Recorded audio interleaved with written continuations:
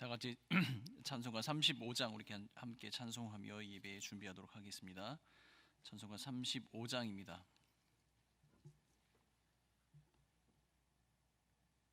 큰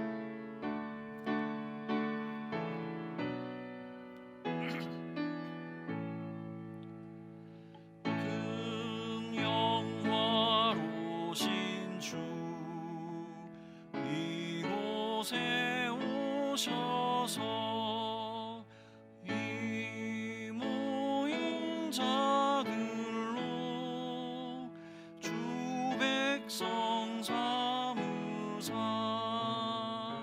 그 중에 항상 계시고 그 중에 항상 계시고 큰 영광 나타내소서.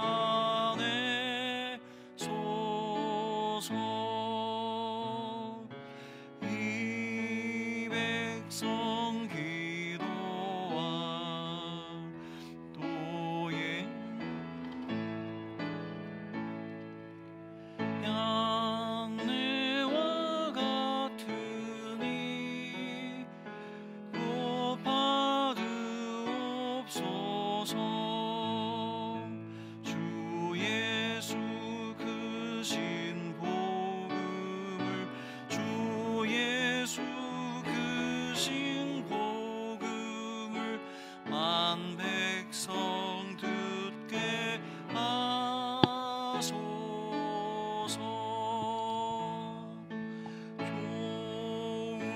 우리 자손들 다 주를 기리고 저성전 돌같이 귀나게 하소서. 주 구원하신 능력을 주 구원하신 능력을 그날까지 주소서. 주 믿는 만민이 참 진리 지키며 성도들 같이 주 찬송하다가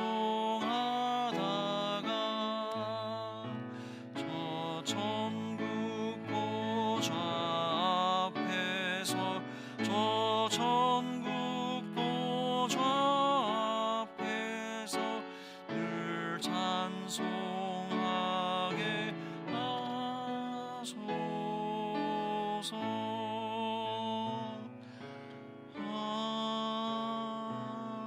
아멘.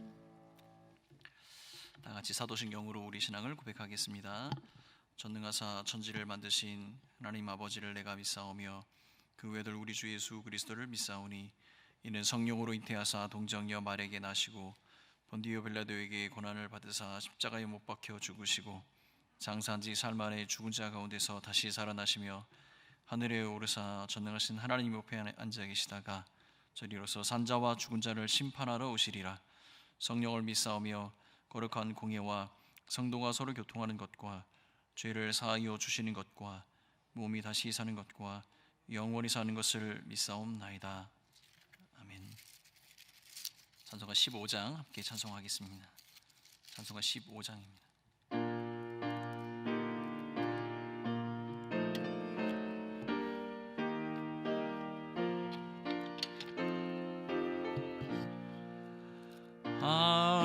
하나님의 크신 사랑 하늘에서 내리사 우리 맘에 항상 계셔 온전하게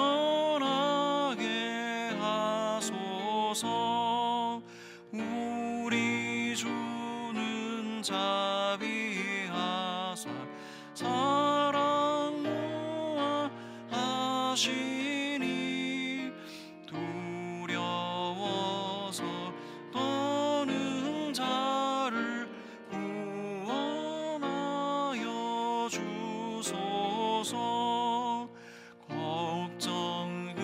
근심 많은 자를 성령 감화하시며 복과 은혜 사랑받게 평안하게 하소서. 처음과 끝이 되신 주님 항상 인도하셔서 마귀 유혹 받는 것을 속히 끊게 하소서. 전능하신 아버지여 주의 능력 주시고 우리 맘에 임하셔서 떠나가지 마소서. 주께 영광 항상 돌려 천사가 섬기며 주의 사랑 영영토록 찬송하게 하소서. 우리들이 거듭나서 의미 없게 하시고 주의 크신 구원받아 온전하게 하소서. 영광에서 영광으로 천국까지 이르러 크신 사랑 격하여 경배하게 하소서. 아멘. 이 예배를 위해서 이병욱 권사님 기도해 주시겠습니다. 하나님의 사랑이 우리에게 이렇게 나타난 바 되었으니 하나님이 자기의 독생자를 세상에 보내심은 그로 말미암아 우리를 살리려 하심이라. 아멘. 사랑의 하나님 아버지, 날마다 욕심이 잉태하여 죄를 낳고 죄가 장성하여 사망에 이르게 된 저희를 독생하신 아들 예수 그리스도로 말미암아 생명의 길로 인도해 주시니 감사합니다. 하늘을 돌아보니 약할 때 강함 되시고 연약할수록 더욱 귀히 여기시는 하나님의 사랑을 알게 되고 믿음이 자라나게 하심을 감사합니다. 이후로도 온전한 하나님의 사랑을 확신하며 세상 유혹과 세상 근심 염려로 눌린 삶에서 두려움을 내쫓고 날마다 승리하기를 원합니다. 주 하나님, 주의 자녀가 악한 길에서 떠나 스스로 낮추고 기도하오니 우리의 기도를 들어주옵소서. 이스라엘 역대 왕들의 역사를 통하여 국가의 흥망성쇠를 주관하시는 하나님의 주권을 인정합니다. 이 나라 위정자들에게 여호와를 경외하는 겸손으로 통치하는 지혜를 주시고 청결한 마음을 주옵소서. 입법, 사법, 행정에 견제와 조화를 이루게 하시고 공정한 법치가 이루어지게 하소서. 코로나19 대유행으로 인한 혼란과 공포와 공허 속에 속히 백신과 치료제가 개발되고 보급되어 일상생활이 회복되게 하옵소서. 교회의 머리가 되시는 예수님, 성령이 교회에게 하시는 말씀에 귀 기울이는 교회가 되게 하소서. 비대면으로 이루어지는 교회 예배 속에서도 하나님이 찾으시는 바른 예배자들로 하나님을 기쁘시게 하는 예배가 되게 하옵소서. 예수님처럼 율법보다 율법의 본질인 사랑을 선택하고 겸손히 이웃을 섬기는 교회 되게 하옵소서. 파송한 선교사들을 기도와 물질로 후원하며 하나님 아버지의 마음을 알아가는 교회 되게 하옵소서. 천국 복음을 가르치고 전파하며 예수 이름으로 치유하는 교회 되게 하옵소서. 날마다 맥체인 성경 통독과 묵상으로 시절을 조차 과실을 맺는 복 있는 성도들이 되게 하옵소서. 이번 송구영신 예배에서 성찬을 나눌 때 예수님의 고난의 신비를 알게 하옵시고 그리스도 안에서 죄의 용서함 받아 새롭게 하시고 자유케 하는 역사가 있게 하여 주옵소서. 예수님의 기쁨과 평강을 누리게 하옵소서. 하나님의 온전한 사랑을 알아가는 시간 되게 하옵소서. 그래서 두려움 없이 새 소망과 새 힘으로 새 일을 열게 하옵소서. 오늘 단위에 세우신 목사님께 성령님과 깊은 사귐 있게 하시고 말씀을 받는 우리는 말씀을 깨닫고 열매 맺는 옥토가 되어 하나님의 나라가 임하게 하옵소서. 전심으로 하나님을 바라며 하나님 아버지께서 기뻐 받으시는 예배가 되게 하옵소서. 2020년도 새 밑에서 여기까지 인도하신 에베네셀의 하나님께 감사드리고 새해 2021년도도 임마누엘 하나님으로 동행하시며 여호와 이레의 하나님으로 앞서가셔서 우리를 기다리시는 주님을 기대합니다. 나는 알파와 오메가요 처음과 마지막이라 내가 생명수 샘물을 목마른 자에게 값없이 주리니 라고 말씀하신 예수님의 이름으로 기도합니다. 아멘.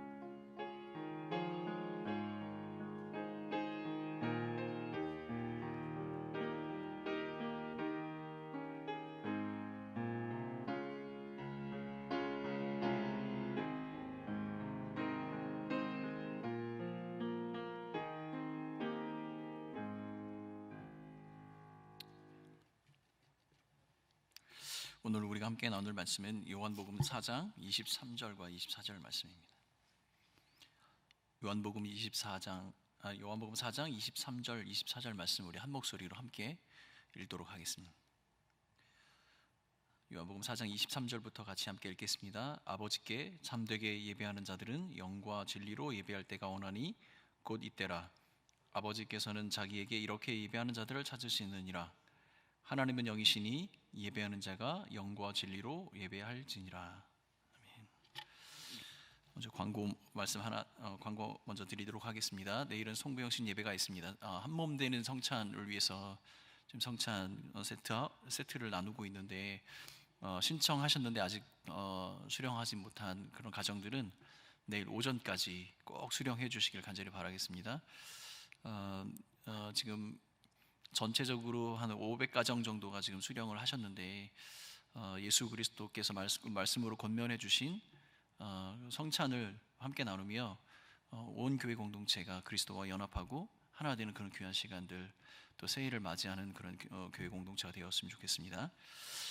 교회 공동의 기도 제목을 놓고 함께 기도하는 시간 갖도록 하겠습니다. 제가 교회 공동의 기도 제목을 읽어드릴 때 아멘으로 화답하시고 함께 기도하는 시간 갖도록 하겠습니다. 교회 공동의 기도 제목입니다. 모든 것을 협력하여 선을 이루시는 하나님의 주권 앞에 한 해를 감사와 찬양으로 마무리하게 하소서. 송구영신 예배를 통해 온 성도가 그리스도의 한몸됨을 경험하고 비전의 말씀으로 새해를 열게 하소서. 코로나19 백신과 치료제가 속히 보급되고 매출 부진과 임대료로 고통하는 이들이 도움을 받게 하소서. 겨울철 난방 문제로 고통하는 개미마을 주민에게 사랑의 연탄과 소망의 복음이 전해지게 하소서. 이 네 가지 기도 제목을 놓고 함께 기도하겠습니다. 함께 기도합니다. 사랑하는 하나님 아버지, 주님의 은혜 가운데 하나님 한 해도 주님의 은혜 가운데 하나님의 영광과 은혜의 기쁨을 누리며 살아가게 하여 주심을 감사합니다. 모든 것이 협력하여서 선을 이루는 그 하나님의 주권 앞에 올 한 해가 주님 손에 있었고 또 하나님의 영광과 은혜 가운데 있었음을 기억하고 믿음으로 하나님께 나아가는 우리 모두가 되게 하여 주시고 감사와 찬양으로 올 한 해를 잘 마무리하게 하여 주옵소서. 송구 영신 예배를 통하여 온 성도들이 그리스도의 한몸됨을 경험하게 하여 주시고 우리 교회 공동체와 각각 개인에게 주신 말씀을 붙들고 한 해를 시작할 수 있는 귀한 시간들 되게 하여 주옵소서. 코로나19 백신과 치료제를 속히 보급하여 주시고 매출 부진과 임대료로 고통하는 모든 이들에게 하나님의 도움의 손길들을 펼쳐 주시길 간절히 소원합니다. 겨울철 난방 문제로 고통하고 있는 우리 성도들을 기억하시고 또 아버지는 개미마을의 주민들에게 사랑과 연탄 복음의 소망의 복음이 전해지게 하옵소서. 우리 하나님께서 함께 하실 것을 기대합니다. 우리 기도 응답하기 신실하게 응답하시는 그 하나님을 기대하옵고 예수님의 이름으로 기도합니다. 사랑하는 하나님 아버지, 올 한 해를 마무리하는 시간들입니다.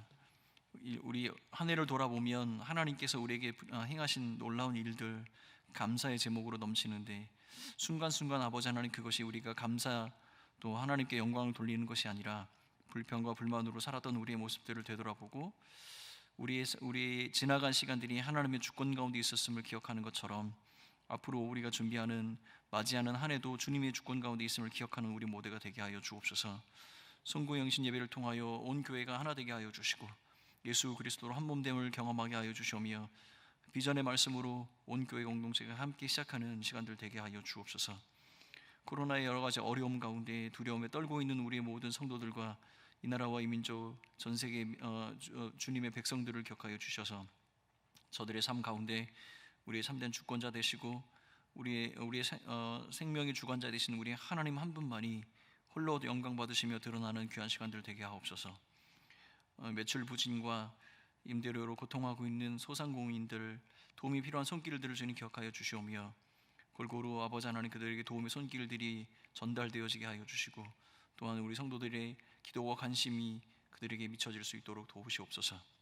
겨울철 난방 문제와 아버지 추운 겨울 어려운 환경 속에 거하고 있는 우리 사랑하는 성도들을 기억하시고 또한 아버지 하나님 난방의 문제로 고민하고 있는 개미마을의 주민들에게 따뜻한 사랑의 관심과 연탄 또 아버지 하나님 복음이 전달되어질 수 있도록 함께하여 주옵소서.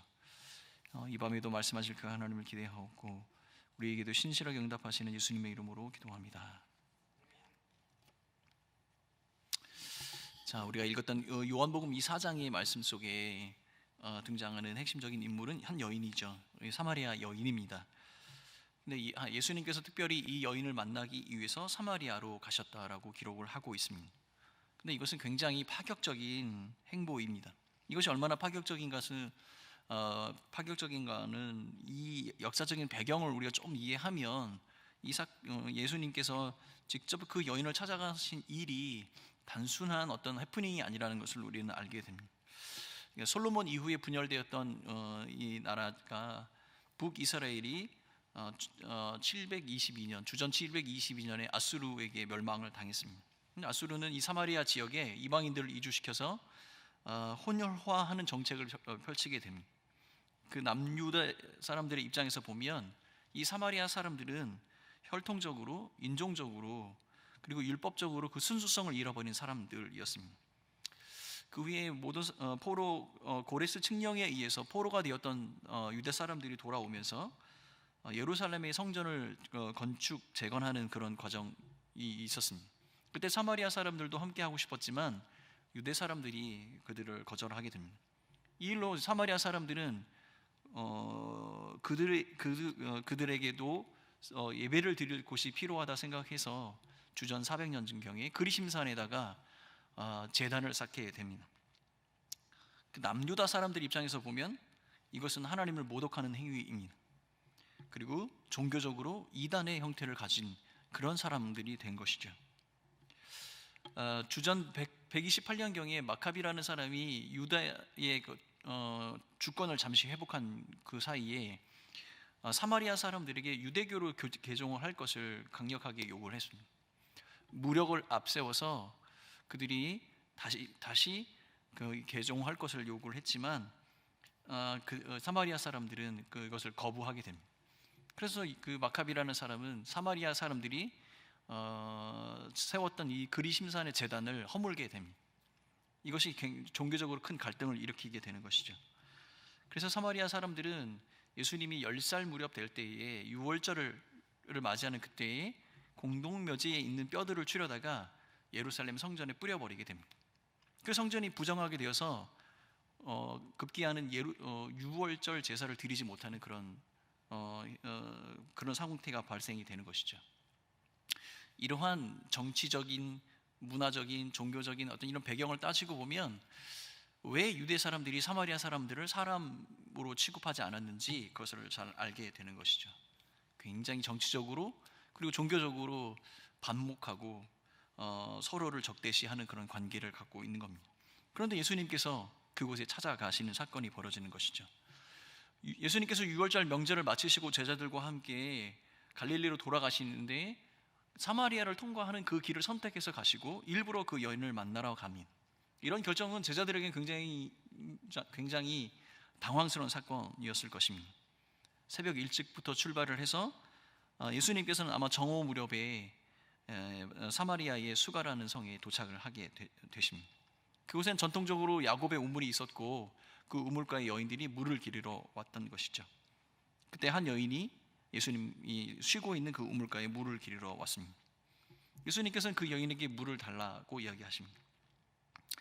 우리가 잘 알고 있는 것처럼 이 여인은 부정한 행실로 여러 명의 남자와 결혼과 이혼을 반복했던 그런 삶을 살았습니다. 사람들은 그녀와 상종하지 않았을 테죠. 그런데 예수님께서는 그녀의 그러한 연약한 삶을 꿰뚫어 보고 계셨고 진정으로 그녀가 무엇이 필요한지에 대한 것을 정확하게 알고 말씀하셨습니다. 자신의 삶을 꿰뚫어 보고 계셨던 그 예수님을 그 여인은 선지자로 받아들이게 되고 마음을 열게 됩니다. 그 이후에 예수님께 드렸던 첫 번째 질문이 바로 어디서 예배를 드리는 겁니까? 였습니다. 그 오늘 본문에 우리가 읽었던 그 본문에 이 질문에 해당되는 이야기죠. 앞에서 제가 말씀드렸던 것처럼 사마리아 사람들은 그리심산에서 제단에서 예배를 드렸습니다. 그런데 유대 사람들은 그것이 이단적이고 불법적인 것이라고 이야기하며 예루살렘 성에서 예배를 드려야 할 것을 이야기합니다. 그러니 예수님을 만나고 예수님을 만나고 하나님께 예배를 해야겠다는 그 마음이 생긴 그 여인은 과연 나는 사마리아 사람들이 가는 그리심산으로 가야 하는지 아니면 유대 사람들이 이야기하는 예루살렘으로 가야 하는지에 대한 것이 이런 질문을 해결을 해야만 했습니다. 그런데 예수님께서 이 질문에 이렇게 답을 하시는 것이죠. 하나님은 영이시니 예배하는 자는 영과 진리로 예배할지니라. 여러분, 예배의 장소와 형식에 관한 질문에 예수님께서 이렇게 대답을 하고 계신다는 사실을 우리는 기억해야 합니다. 그럼 오늘 우리가 이 예수님께서 예배에 관해서 사마리아 여인에게 이야기하시는 이 답변 속에는 그 예배를 받으시는 그 하나님이 어떤 분이시고 그 하나님께 드리는 예배는 어떠해야 하는가에 대한 이야기를 담고 있는 것이죠. 여러분, 우리가 한 해를 이제 마감을 하고 새로운 한 해를 기대하고 있습니다. 그런데 우리가 새로운 한 해를 생각해 보면 결코 지금과 별반 다르지 않을 것 같은 그러한 암울한 그런 현실을 맞닥뜨리고 있는 것이죠. 특별히 예배에 관해서는 더더욱 그렇습니다. 우리가 모여서 드리는 예배와 흩어지는 예배, 지금 우리가 이러한 상황 속에서 우리가 어떠한 마음으로 누구에게 어떠한 마음으로 예배를 드리는가, 이러한 태도와 그 예배에 대한 생각들이 정립이 되어지지 않는다면 아마도 우리가 올 한 해 겪었던 그런 어려움과 혼란을 반복해서 그렇게 되풀이하지 않을까 생각을 하게 됩니다. 그래서 오늘은 예수님께서 사마리아 여인에게 대답해 주셨던 우리의 예배를 받으시는 그 하나님, 그리고 우리는 어떻게 예배를 드리는가에 대한 이야기를 좀 나눠보려고 합니다. 여인의 질문에 예수님께서 대답하실 때 그 대답 안에는 우리의 예배를 받으시는 그 대상, 그 하나님에 대한 표현이 들어 있습니다. 우리가 첫 번째 생각해 보아야 할 것은 우리의 예배의 대상이신 영이신 하나님이십니다. 그 하나님이 영이시라는 의미는 무엇일까요? 정확히 그 의미가 무엇인가에 대해서 기본적으로 우리는 잘 알 수가 없습니다. 왜냐하면 이 영이라는 개념은 우리와는 잘 맞지 않는 개념이기 때문입니다. 그렇지만 한 가지 우리가 하나님이 영이시라는 그 사실을 통해서 우리가 미루어 짐작해서 알 수 있는 것은 무엇이냐면 하나님은 우리와 완전히 다른 존재이시라는 겁니다. 근본적으로 우리와는 완전히 다른 분이시라는 겁니다. 우리는 근본적으로 그를 알 수가 없고 그러므로 그를 이해할 수가 없는 것이죠. 성경의 기록에 보면 근본적으로 우리가 알 수 없고 그분을 이해할 수 없는 그 하나님에 대해서 그래도 그 하나님에 대해서 설명하고 그 묘사하고 있는 몇 장면들이 있습니다.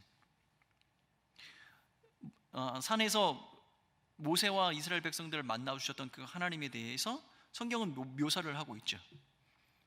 그래서 이사야 6장을 보면 또 그 보좌 앞에 앉아 계신 하나님을 찬양하는 그런 모습이 기록이 되어져 있습니다. 계시록 4장에 보면 천사들이 또 예배하는 그 모습들이 기록이 되어져 있습니다. 그런데 여러분, 이 성경에 기록되어 있는 그 기록의 모습이 완전히 그렇게 실사로 영화를 보듯이 사실 그 자체만을 우리가 다 알 수 있는 그런 상황은 아니에요. 사람이 표현할 수 있는 가장 근접한 표현, 내가 표현할 수 있는 가장 멋있는 표현을 성경에 기록은 하고 있겠죠.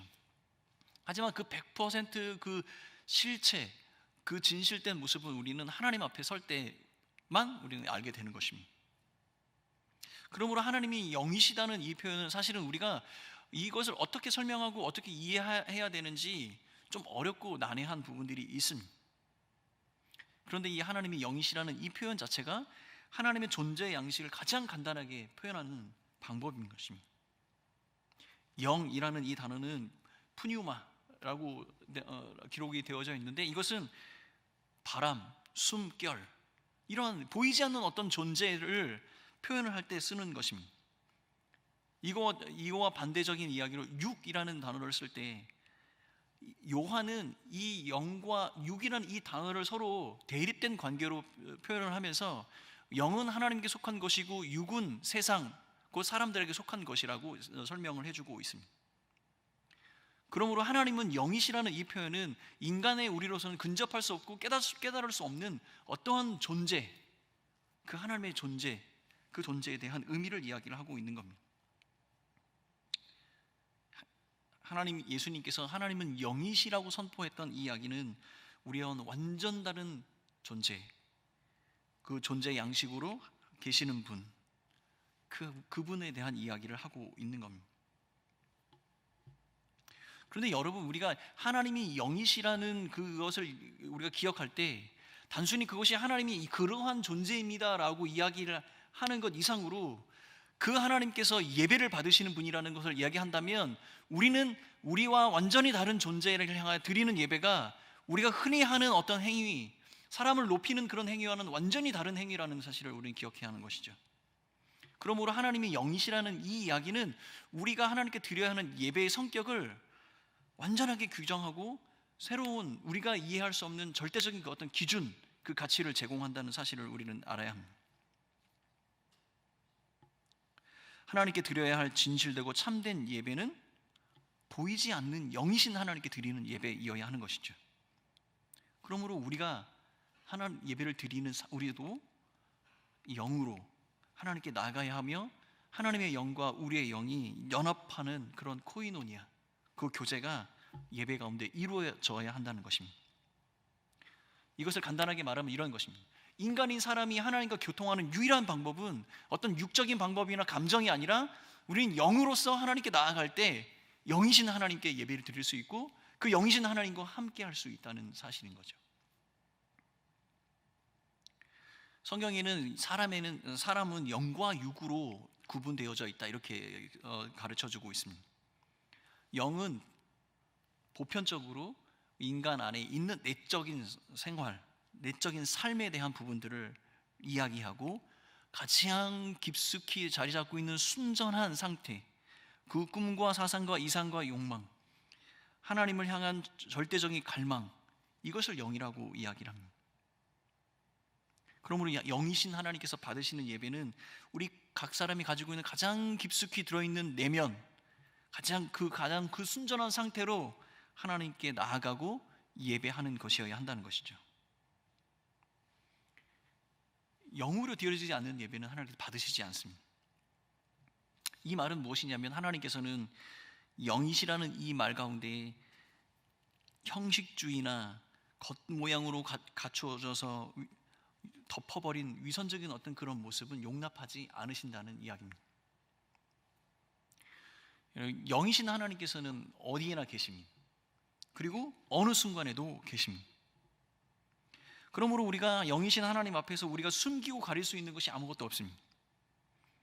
우리가 지금 우리 예배를 드리는 순간 우리의 머릿속에 스쳐 지나가는 생각들, 우리 가슴 속에 떠오르는 것들, 우리 손으로 하는 모든 것들을 우리 하나님은 다 알고 계신다는 것이죠.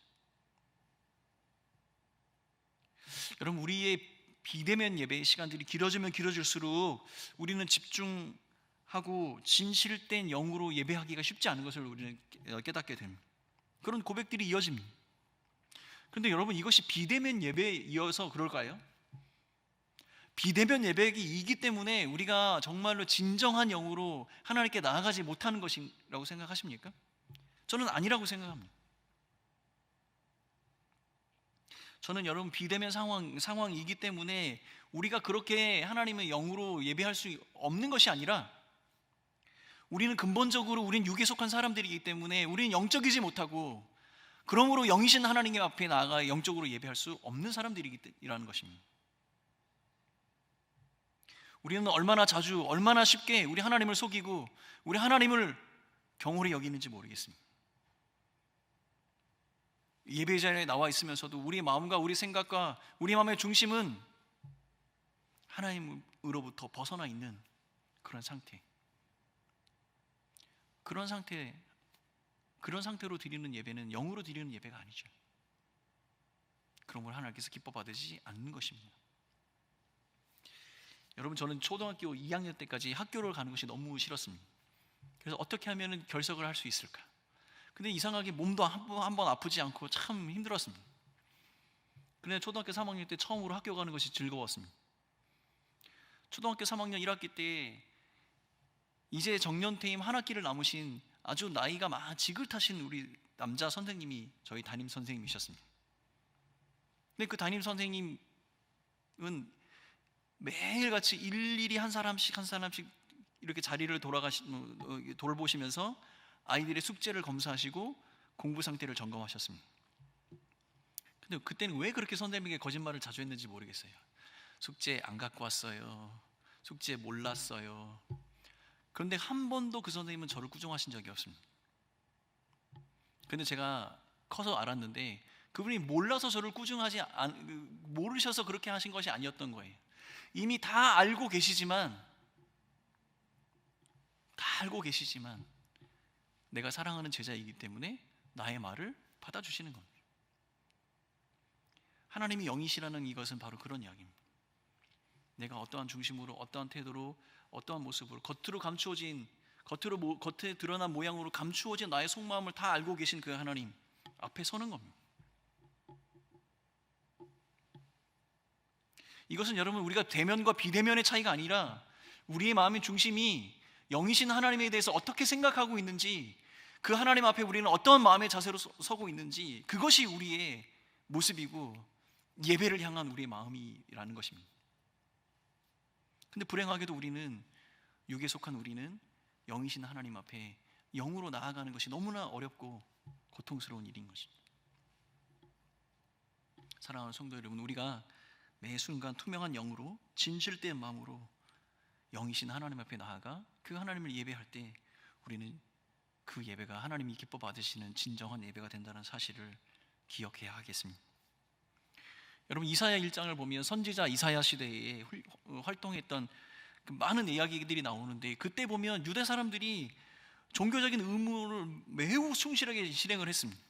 무수한 제물을 하나님께 드렸고, 월삭으로 안식일고 큰 대회로 모여서 열심으로 하나님께 예배를 드렸습니다. 적어도 겉으로 보기에는 지금보다도 더 예배에 열심을 드렸던 것 같습니다. 근데 하나님께서 그들에게 이렇게 이야기하십니다. 헛된 재물을 가져오지 말라. 여러분, 헛된 재물이라고 번역된 이 말씀 속에는 거짓과 위선, 허위라는 의미 없는 재물에 대한 이야기를 하시는 겁니다. 우리의 예배를 받으시는 우리 하나님께서는 영이십니다. 우리의 심령을 꿰뚫고 계십니다. 우리의 마음이, 우리의 중심이, 우리의 생각이, 우리의 손이, 우리의 입술이 어디로 가는지 다 알고 계신다는 것이죠. 어쩌면 대면과 비대면을 떠나서 하나님께서 우리들의 거짓된 예물을 이 제단 앞에서 치우라고 말씀하실 수도 있다는 사실을 여러분 기억해야 합니다. 하나님은 영이십니다. 그 영이신 하나님 앞에 우리는 영과 진리로 예배해야 합니다. 여러분, 자녀를 키우다 보면 종종 이런 일을 겪게 되죠. 우리 자녀들의 모습이, 겉으로 드러난 모습이 전부가 아니라는 사실을 꿰뚫고 있습니다. 다 압니다. 왜냐하면 저도 중학교, 고등학교 시절 다 보냈기 때문에 저들이 하는 말이 얼마만큼 진실된지 다 알 수 있습니다. 그럼에도 불구하고 아빠 앞에서 마치 모든 것을 다 잘하고 있는 것처럼 이야기하는 것은 얼마나 우스운 이야기입니다. 어쩌면 우리가 드리는 예배가 하나님 보시기에 우스운 연극과 같은 그런 모습일 수도 있지 않을까요? 하나님이 영이시라는 사실에 대한 두려움 없이 그저 자리를 채우고 시간을 채우는 것이 예배가 아니라는 사실을 우리는 기억해야 합니다.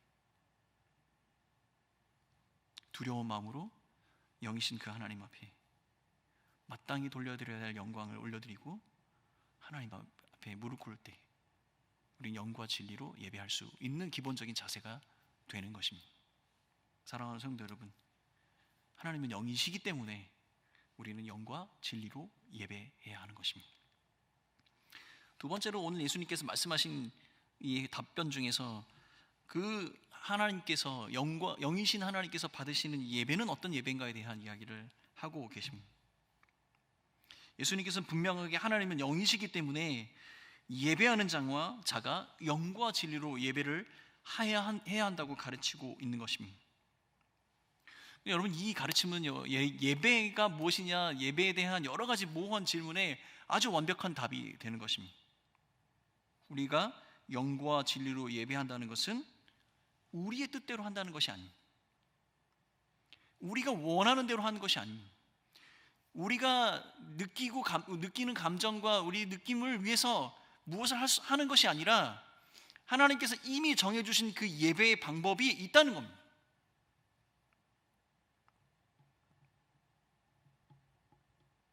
내 마음대로 내가 원하는 대로 드리는 것이 예배가 아니라는 사실을 가르쳐 주는 겁니다.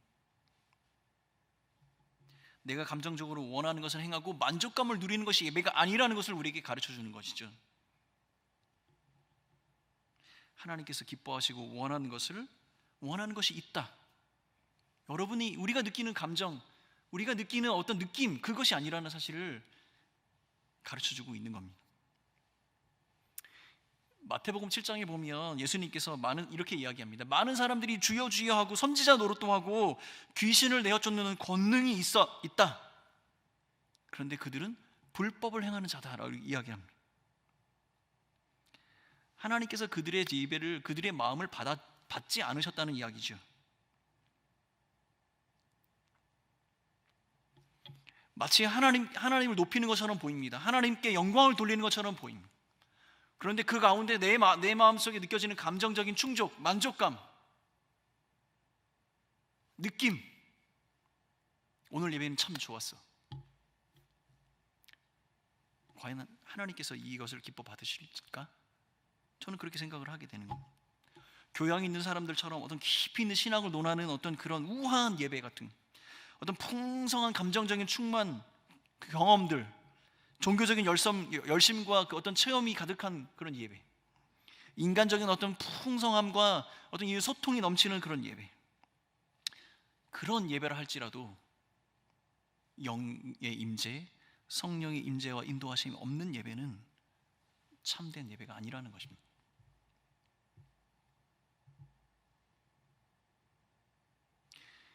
예수님께서 영과 진리로 예배해야 한다고 했습니다. 이 영은 성령을 가르칩니다. 성령은 진리의 영으로서 모든 성도들에게 예수 그리스도를 가르치고 소개하는 분입니다. 바로 진정한 예배는 그 성령 하나님을 임재하심을 통하여서 우리를 속죄하신 예수 그리스도가 한 분만 드러나고 그 복음으로 충만한, 그 복음의 진리로 충만한 예배가 바로 영과 진리로 드리는 예배인 것입니다. 하나님의 진리를 믿고 그것에 순종하는 사람은 성령으로 충만하며 그의 작은 삶까지도 예배로 하나님께 드릴 수 있는 그런 사람이 되는 것입니다. 여기서 우리가 한 가지 생각해 보아야 할 것은, 그러므로 예배는 진정한 구원받은 자만이 드릴 수 있는 의무이자 특권이 된다는 사실입니다. 영과 진리로 예배한다는 것은 성령 하나님께서 우리에게 가르쳐준 그 복음의 진리 가운데 있는 사람, 그 복음의 진리로 거듭난 사람, 그 거듭난 사람만이 하나님 앞에 영과 진리로 예배할 수 있고, 그 구원받은 사람만이, 성도만이 하나님께 드릴 수 있는 그 예배의 특권과 의무와 특권을 갖는다는 것입니다. 여러분, 그 TV 프로그램 중에서 신박한 정리라는 TV 프로그램이 있습니다. 저는 한 번도 본 적이 없어요. 집에 TV가 없어가지고. 그런데 그 제목만 봐도 이 프로그램이 어떤 내용인지 우리는 잘 알 것 같아요. 여러분, 우리 각각 집마다 뭐 베란다든 장롱이든 뭐 정리상자든 열어보면, 들춰보면 그곳에 이런 물건도 있었나라는 그런 물건들이 수북히 쌓여 있습니다. 저희 집만 그런가요? 그래서 여러분, 그 물건들이 처음에 우리 집에 올 때 처음부터 그렇게 그곳에 쌓여 있을 물건이 아니었죠. 그렇게 의미 없이 베란다에 처박혀 있을 물건이 아니었단 말이에요. 왜냐하면 그 물건을 사올 때 그 물건에 대한 충분한 값어치를 우리가 지불하고 사옵니다. 그렇기 때문에 그 물건은 처음부터 그렇게 처박혀 있을 물건이 아니었어요. 그 물건은 목적이 있게 만들어졌고, 그 목적이 있기에 값어치를 우리가 지불하고 그것을 사오게 됩니다. 근데 그것이 한 구석에 처박히는 이유는 무엇이죠? 목적을 상실했기 때문이에요. 더 이상 그것이 쓸모가 없기 때문인 것입니다. 목적을 잃어버린 물건들은 처박히게 되는 것이고 쓰레기가 되는 겁니다. 여러분, 우리 하나님께서 우리를 하나님의 형상으로 만들어주신 목적이 무엇이죠? 하나님께서 우리를 하나님의 형상대로 만들어 주셔서 이 땅에 살게 하시고 예수 그리스도를 말미암아 구원받은 백성으로 이 땅에서 살아가게 하신 이유가 무엇입니까? 그 목적은 무엇입니까? 저는 영과 진리로 예배하는 것이 이 땅에서 성도로 살아가는 우리에게 주신 유일한 목적이라고 저는 생각을 하고 있습니다. 그러므로 우리는 날마다 진리의 성령께서 깨닫게 하시는 그 구원의 은혜를 노래하고 성령으로 충만하며 진리의 순종함으로 예배하는 자들이 되어야 하겠습니다.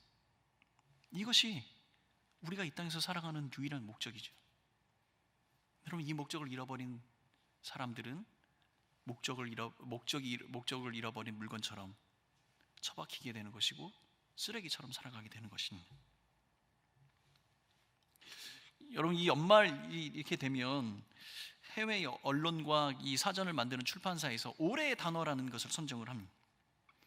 영국 사전 출판사인 콜린스가 올해의 단어로 선택한 단어는 락다운입니다. 봉쇄입니다. 봉쇄. 지난 1년 동안에 우리가 겪었던 삶이 확 떠오르죠. 그리고 옥스퍼드 출판사에서는 올해의 단어는 없음이었습니다. 선정할 수 없다.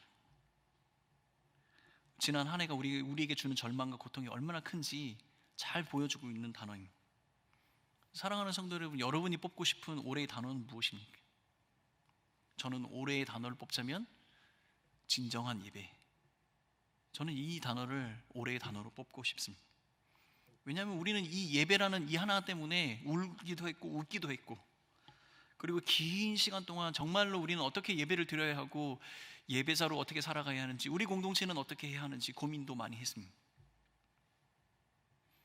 여러분, 각각 교회마다 특성이 있습니다. 어떤 교회는 이것을 잘하고 어떤 교회는 이거를 잘하는 교회, 어떤 교회는 제자 훈련을 정말 잘하는 교회가 있고 어떤 교회는 선교를 잘하는 교회가 있습니다. 어떤 교회는 다음 세대를 잘 훈련시키는 교회가 있습니다. 여러분은 우리 교회는 어떤 교회였으면 좋겠습니까? 여러분, 우리 교회는 과연 어떤 교회였으면 좋겠습니까? 제 안에 소망이 있다면 우리 교회는 예배가 살아있는 교회였으면 좋겠습니다. 여러분, 예배는 어떤 교회 안에 우리가 행하는 어떤 행사의 일부분이 아니고 교회에 갖추어진 어떤 액세서리처럼 그냥 갖추어진 어떤 순서가 아니라 예배야말로 교회가 1차적으로 감당해야 할 가장 중요한 목적이고 존재 의미라는 사실입니다. 여러분, 제가 선교 담당인데 여러분, 선교는 누가 합니까? 여러분, 구제는 누가 합니까? 교회 안에 있는 많은 사역들은 누가 감당합니까? 하나님께서 세우신 사람들이 감당을 하죠. 근데 그 사람들이 그 역할을 못하면 누가 이 일들을 감당할까요? 하나님께서 하십니다. 여러분, 제가 선교에 대한 관심이 없고 기도하지 않아도 하나님께서 그것이 기뻐하시는 하나님의 뜻이라면 누군가를 통해서 하나님께서 그 일들을 이루어 가실 것입니다. 이 이야기는 우리가 하지 않아도 하나님께서 그 기뻐하시는 뜻에 따라서 하나님께서 원하시는 그 이 사역들을 이루어 가실 겁니다. 그런데 단 한 가지, 예배라는 것은 전적으로 구원받은 우리 성도만이 감당하는 것입니다. 여러분, 예배를 받으시는 하나님이 예배를 하기 위해서 준비하거나 예배를 받기 위해서 무엇을 하시는 것이 아니죠. 여러분, 교회 안에서 할 수 있는 많은 사역들은 하나님께서 세우신 사람들을 통해서 하나님의 방법으로, 하나님께 뜻대로, 의지대로 하나님께서 이루어 가십니다. 그러나 예배는 하나님께서 부르신 백성, 그 성도를 통해서, 우리를 통해서만이 하나님께서 받으시는 것이 바로 예배입니다.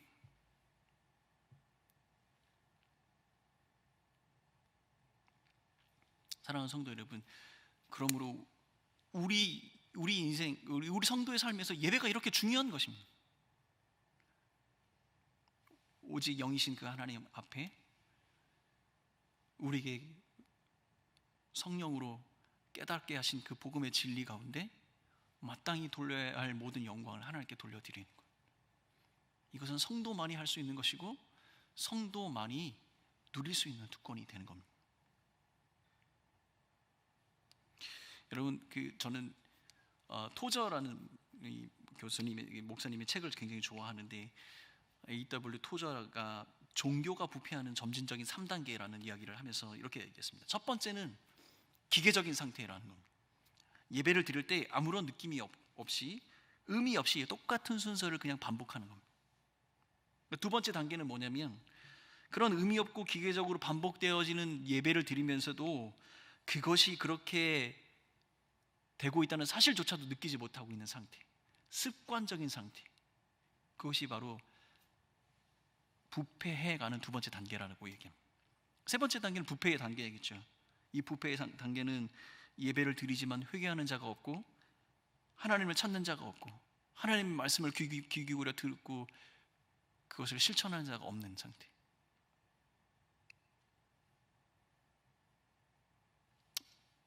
여러분들은 여러분의 영적인 상태를 어디다 두고 계십니까? 우리 교회는 지금 어떤 상태일까요? 여러분, 우리 비대면 예배라는 어떤 이러한 핑계 속에서 우리는 너무나 쉽게 하나님을 인식하지 못하고 하나님을 너무 소홀히 대하는 것 아닙니까? 집중이 잘 안 돼요. 현장감이 없어요. 여러분, 다 맞는 말 같아요. 그러나 명심하십시오. 영이신 하나님께서는 여러분과 함께 하시며 그분은 어디에나 계시고 언제나 계십니다. 그는 우리와 함께 하신다고 약속하셨고, 그는 우리와 함께 하심을 우리는 늘 언제나 현장감, 그 예배의 현장 가운데 있는 것입니다.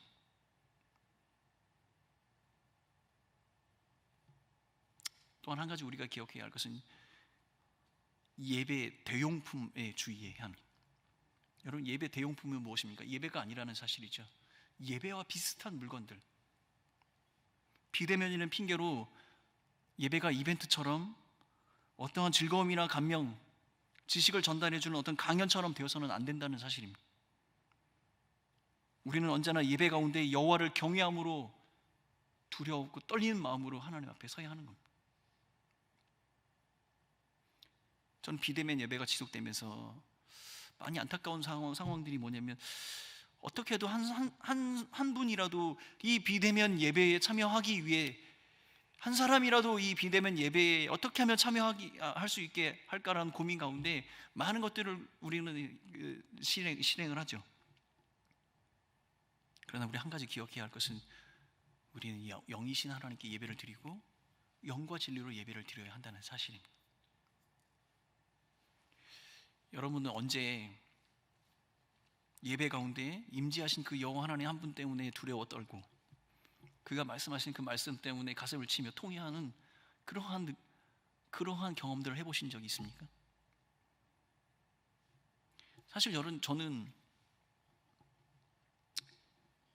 부끄러운 고백이지만 예배가 직업처럼 느껴지고, 예배가 그냥 내가 마땅히 해야 하는 일 가운데 하나로 느껴지는 그 순간이 있습니다. 영으로 예배를 드리는 것이 아니에요. 영이신 하나님 앞에 예배를 드리는 것이 아니죠.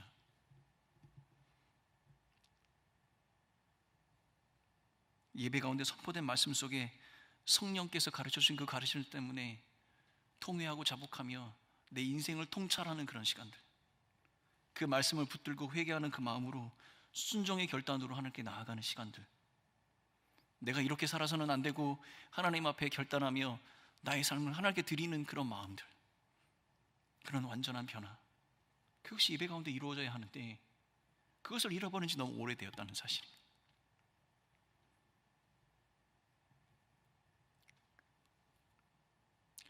우리가 이 요한복음 4장 말씀을 다 읽지는 않았지만 예수님을 만나고 그 예배의 참다운 의미를 깨닫기를 원했던 그 사마리아 여인은 결국은 완전히 변화된 삶들을 살았습니다. 진짜 예배자만 경험할 수 있는 경험이죠.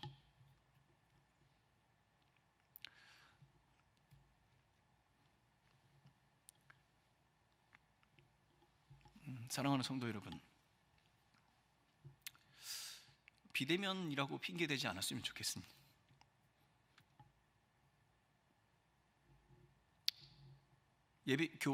교회에 올 수 없다라고 우리가 핑계대지 않았으면 좋겠습니다. 왜냐하면 우리는 영이신 하나님께 예배를 드리는 영적인 사람이어야 하기 때문입니다.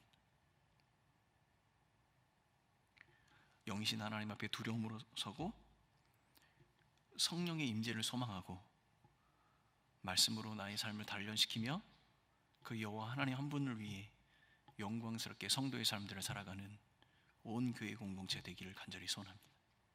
함께 기도하겠습니다.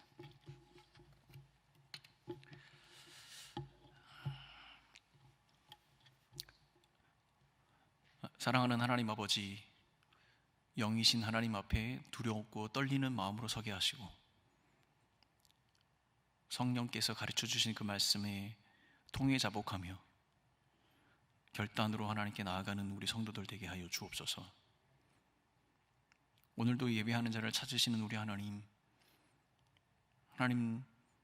그 하나님 나와 함께 하여 주셔서 나의 일상의 삶이 예배가 되게 하시고 온전히 내 마음 중심으로 우리 하나님 한 분만을 높이는 예배자로 우리 성도들이 살아가게 하여 주시길 간절히 소원합니다. 우리 예배를 신실하게 받으시고 날마다 그 예배 가운데 우리를 찾으시는 그 하나님 한 분만 영광 받아 주옵소서. 감사하고 이 모든 말씀 예수님의 이름으로 기도합니다. 아멘. 찬송가 30장 함께 찬송하겠습니다.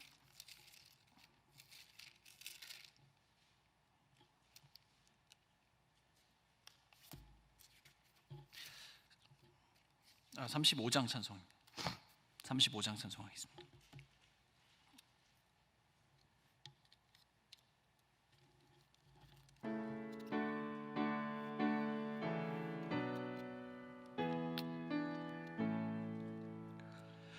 큰 영화로신 주 이곳에 오셔서 이 모인 자들로 주 백성 삼으사 그 중에 항상 계시고 그 중에 항상 계시고 큰 영광 나타내소서.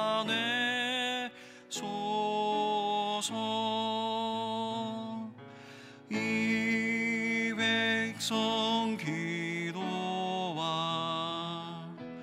또 예물드림이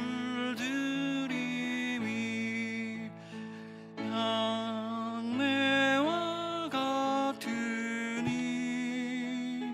곧 받으옵소서.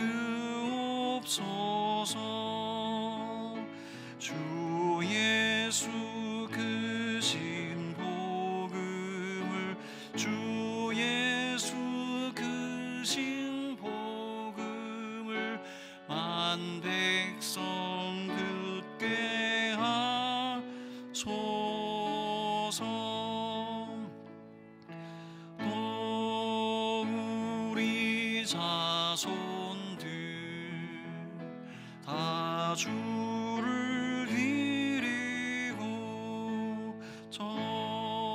성전불같이 빛나게 하소서.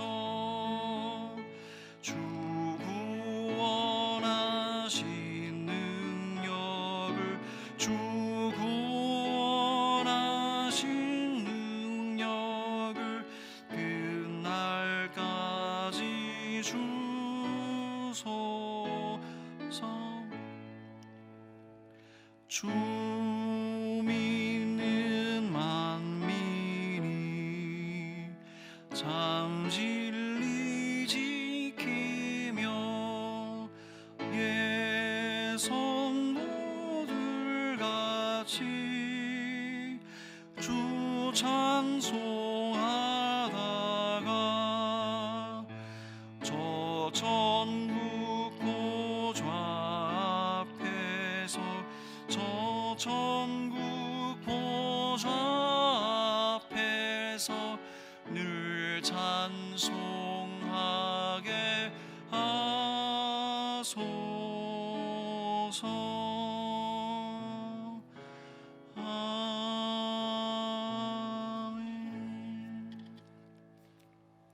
이제 같이 우리 한번 기도하며 나아가도록 하겠습니다. 먼저 우리 각자 개인의 예배의 삶들을 위해서 한번 기도했으면 좋겠습니다. 우리는 영과 진리로 예배하고 있는지, 대면과 비대면을 넘어서 영이신 하나님 앞에 서고 있는지, 우리는 우리의 삶 가운데 한 분만을 높이기 위해 살고 있는지 되돌아보는 우리 모두가 되었으면 좋겠습니다. 성도가 마땅히 감당해야 할 의무와 그 특권을 누리며 참다운 예배자로 하나님 거듭나게 하여 주옵소서. 여러분, 하나님 성령의 능력을 구하시고, 또한 우리 교회 공동체가 살아있는 예배가 이루어지는 그런 교회 공동체, 하나님의 임재를 경험하고 말씀하신 그 하나님 때문에 삶이 변화되어지는 성도들이 모이는 그런 교회 공동체, 하나님께서 말씀하신 것을 지켜 준행하며 지상 명령과 그 계명을 지켜내는 교회 공동체, 우리 예배의 삶들과 각각 예배의 삶들과 우리 교회 공동체를 위해서 같이 한 목소리로 기도하며 나아가도록 하겠습니다. 함께 기도하겠습니다. 오 사랑하는 아버지 하나님, 우리의 삶들을 주님께서 기억하여 주옵소서. 아버지, 영과 진리로 예배하는 자 되게 하여 주시고, 영이신 하나님 앞에 담대하게 서게 하여 주시고, 성령 하나님께서 가르쳐 주시고 말씀하여 주시는 그 복음 앞에 순전하게 반응하는 우리 모두가 되게 하여 주옵소서.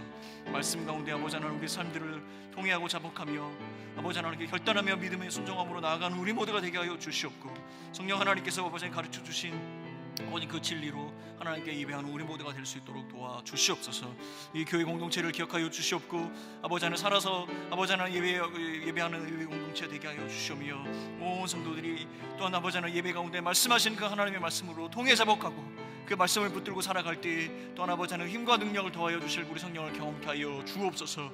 아버지 하나님께서 또한 아버지 하나님 우리 성령 우리 성도들의 삶들을 기억하여 주시고, 아버지 하나님 말씀으로 삶이 변화되는 일을 모여지게 하여 주시오며, 그 모여진 자들을 또한 하나님께 영광 돌리며 예배로 나아가는 그 예배의 공동체 되게 하여 주옵소서.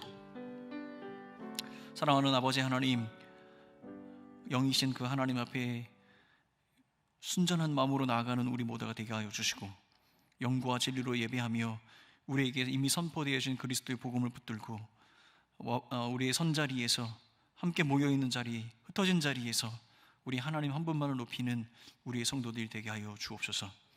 아버지 하나님, 우리 교회가 살아있는 예배를 드리는 그런 교회 공동체가 되게 하여 주시고, 그 예배 가운데 말씀하신 그 하나님, 그 말씀 붙들고 우리 삶을 쪼개어 하나님께 번제물로 드리는 우리 성도들, 우리 교회 공동체 될 수 있도록 붙들어 주옵소서. 우리 하나님께서 함께 하실 것을 기대하옵고, 성령 하나님 도우시고 인도하여 주옵소서. 감사하고 이 모든 말씀 예수님의 이름으로 기도하오며, 지금은 우리 예배의 참된 중심이 되신 예수 그리스도의 그 크신 은혜와 하나님 아버지의 사랑하심과 성령 하나님의 인도하시고 교통하심이 이 자리에 머리 숙인 온 성도들과 우리 교회 공동체 위에 영원히 함께 있을지어다.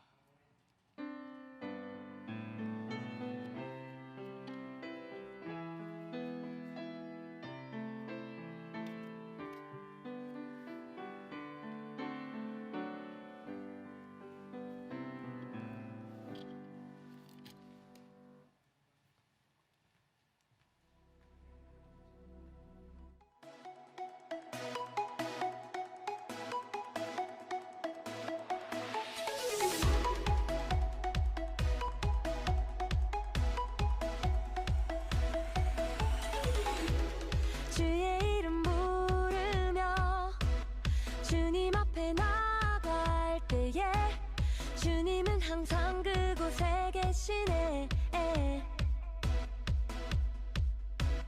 반복되는 삶 속에 여전히 나 부족